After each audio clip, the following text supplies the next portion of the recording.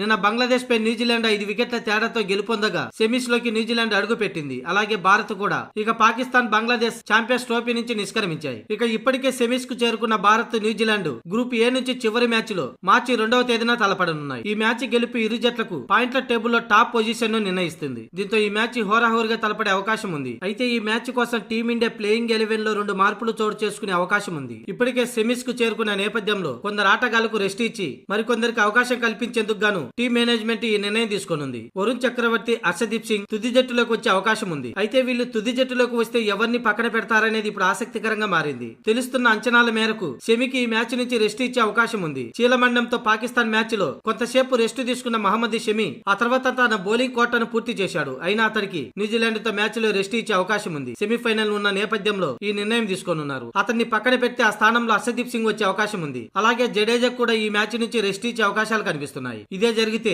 వరుణ్ చక్రవర్తి జట్టులోకి వస్తాడు. ముందుగానే దుబాయ్ పిచ్చి స్లో వికెట్, అందులో బ్యాటింగ్ ఆర్డర్ అద్భుతంగా ఉన్న న్యూజిలాండ్ పై రాణించాలంటే తుది జట్టులో వరుణ్ చక్రవర్తి తప్పక ఉండాల్సిందే. ఈ 2 మార్పులతో టీమిండియా న్యూజిలాండ్ తో ప్లేయింగ్ 11 ఉండే అవకాశం ఉంది.